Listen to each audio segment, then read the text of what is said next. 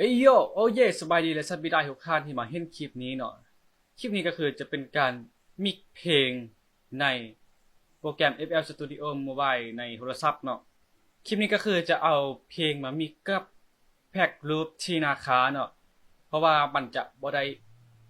เฮ็ดหยังหลายมีแต่จับวางเท่านั้นเนาะสำหรับคนที่ต้องการซื้อแม่นราคาเพียง350บาทกิฟต์เนาะทักมาได้เลยหรือจะเข้ามาซองนี้ กดเข้าซองนี่แหละแล้วมาฟังอยู่ปักหมุดว่าเสียงมันเป็นจังไดสนใจบ่เนาะทักมาได้เลยถ้าสนใจมันจะได้ทั้งคอร์ดเมโลดี้กลองและเบสแบบสำเร็จรูปที่เป็นรูปบางเพียงไปจับบางจะเห็นในคลิปนี้เนาะจะสอนนี่แหละเนาะโอเคเอามาสร้างโปรเจกต์ใหม่กด new คอมไบแม่น50เนาะ150 BPM ชื่อแม่น IMX Limit Track รูปที่นาคาเนาะเสร็จสิ้นกดโอเคถ้าเพลงเขานะบัดนี้กดบวกแล้วก็ audio clip my file มา my sample เนาะแล้วก็เพลงกาวไปเนาะเพลงนี้ไปเบิ่งคีย์แม่นคีย์ C เนาะแม่นแพ็กของเฮาก็เป็นพื้นฐานคีย์ C เนาะเฮาบ่ต้องได้เปลี่ยนคีย์เลยเนาะก็คือเอามาจับบางไปเลยเนาะเพราะว่าเพลงนี้มันเป็นคีย์ C โอเค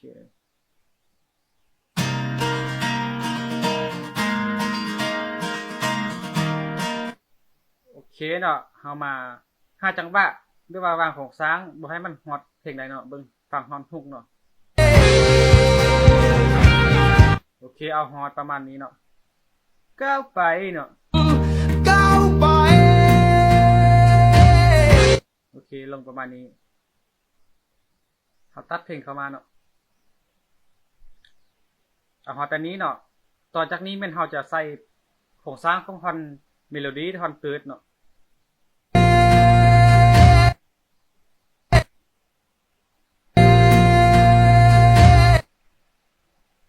โอเควันนี้เฮาจะมาให้มันเข้าจังหวะเนาะวันนี้มันจะบอกเข้าจังหวะเถอะเนาะ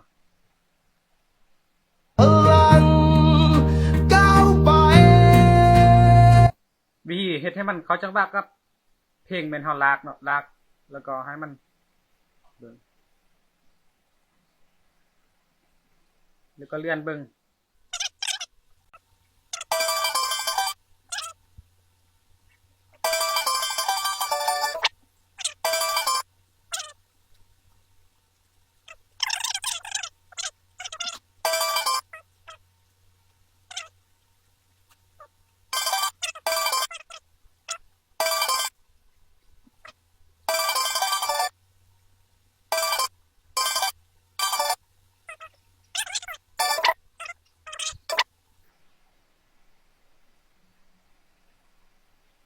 เลื่อนจนกว่ามันจะฮึกเนาะกัน5จังหวะนี่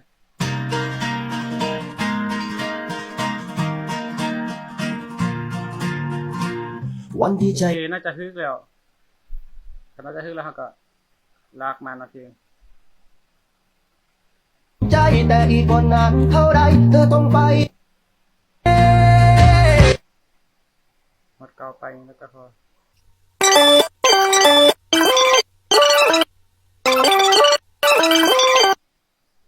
รู้สึกคือว่ามันอยากบอนเขานะครับปั๊บ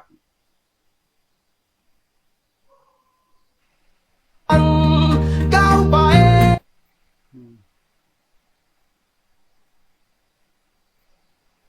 เราฟังไว้วันนี้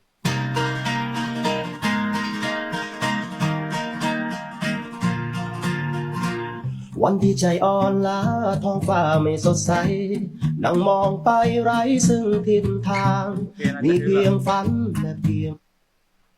ต่อมาเอามาวางกองเนาะวางของสร้างของกอง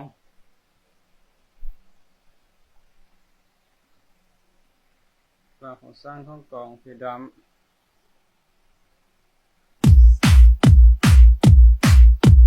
เสียงนี่ใส่เนาะ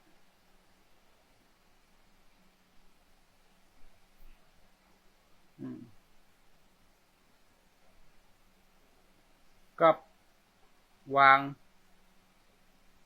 มาฟังเบิ่ง วันที่ใจอ่อนล้าท้องฟ้าไม่สดใส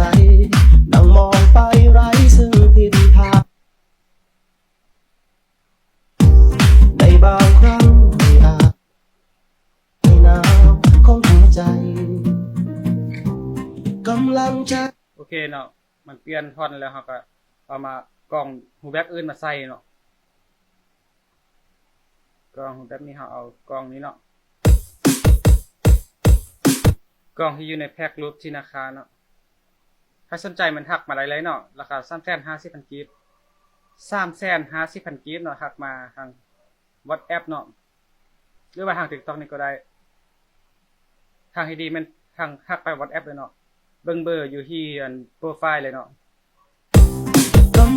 กำลังใจที่พอกระทั่งที่เคยมีความหวังก็มาเปลี่ยนไปวันเวลาไม่อาจฉุดล้างใจไว้ในคืนที่ฝนร่วงหล่นจากฟ้าได้ภาวนาให้เธออย่าท้อใจแม้วันนี้จะโหดร้าย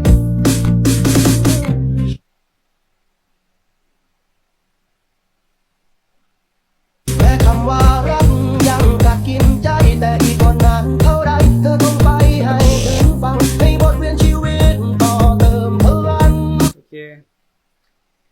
ท่อนต่อมาเราจะใส่เป็นท่อนเติร์ดเนาะเอากล่องท่อนเติร์ดมาใส่กล่องท่อนเติร์ดก็น่าจะประมาณนี้แหละเบิ่งกล่องอันนี้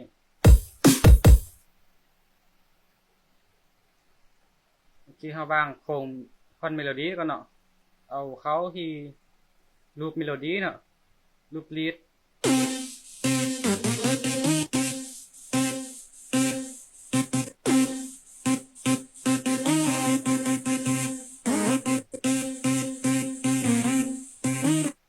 เอาเสียงนี้เนาะเสียงลีดนี้เราจะย้ายมันขึ้นมาถึงซื้อเพลงเลยเนาะเอาฟังเบิ่งโอเคอันนี้ก็ยับขึ้นไปบนกอง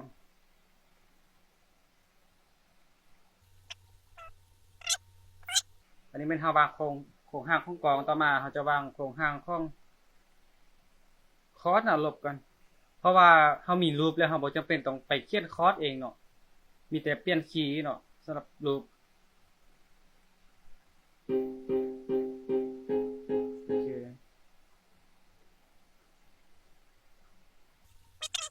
โอเคฟัง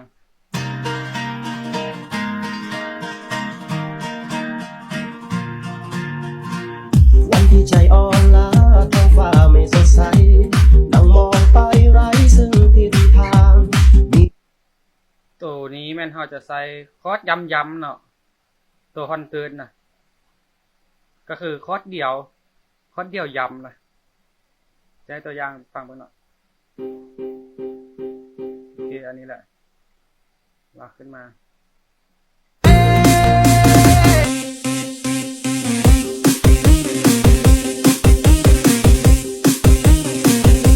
คอร์สเขาว่างแล้วเนาะมันนี่ก็จะเป็นเบสเนาะโอเคเนาะเบส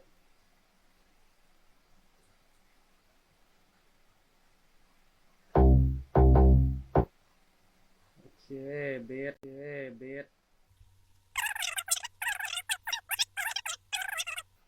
วันที่ใจอ่อนล้าท้องฟ้าไม่สดใสนั่งมองไปไร้ซึ่งทิศทางมีเพียงฝันและเพียงความหวังที่ ปรับ EQ ให้มันเสียงของคอยก่อนโอเค ไหลในบางครั้งที่อาจจะพบกับคำคืนที่ไร้ดวงดาว โอเคเอาเสียงเบสนี่มาใส่วันนี้เสียงเบสคอนเติร์ดเนาะเสียงเบสคอนเติร์ดอันนี้มีไล่เบสมีไล่เยอะอันนี้ก็ได้ไหมโอเคเอาเสียงนี้เนาะเสียงนี้มันนุ่มกว่าเสียงอื่นก็ได้เนาะแต่ว่าแล้วแต่คนมักนะเนาะ ต่อมาแม่นเอาเสียงเอฟเฟกต์ต่างๆใส่บัดนี้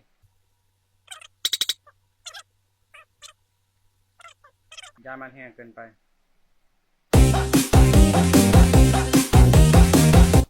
อันนี้ก็ค่อยเสียงเด้อโอเคซองนี้มันบ่ได้ใส่กันลบก่อน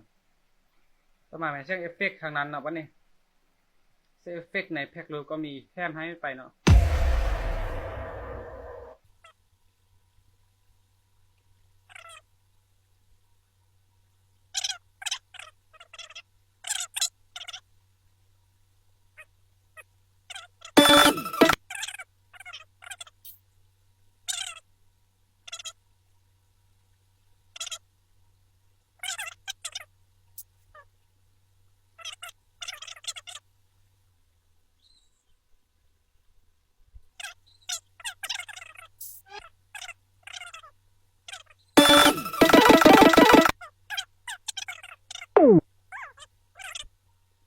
โอเคเราฟังเต็มเพลงเลยเนาะ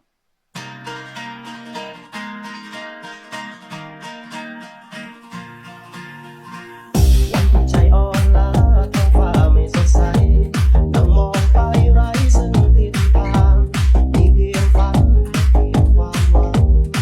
ที่ยังไกลในบาง ข้ามได้เลยเนาะ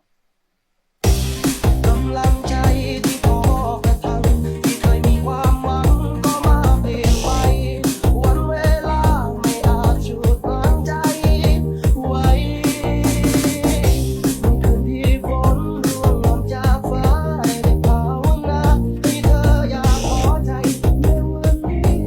จะโหดร้ายและคำว่ารักยังกัดกินใจแต่อีกวันนั้นเท่าไรเธอต้องไปให้ฟังให้บทเรียนชีวิตต่อเติมพลังก้าวไป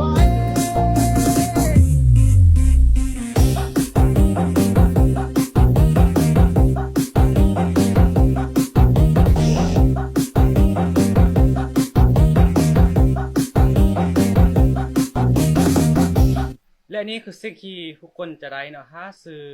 แพ็กรูปที่ราคาไปก็คือจะบ่แม่นแต่เสียงมีเสียงเดียวเนาะเสียงลีดหรือว่าเสียงคอนเมโลดี้มีหลายเสียงเบสก็คือกันและคอร์ดก็คือกันเนาะแล้วกลองก็คือกันเนาะสำหรับคลิปนี้ก็น่าจะจบเพียงเท่านี้เนาะก็เป็นความรู้ให้กับคนหลายคนได้อยู่เนาะหวังว่าจะเป็นจังซั่นเนาะ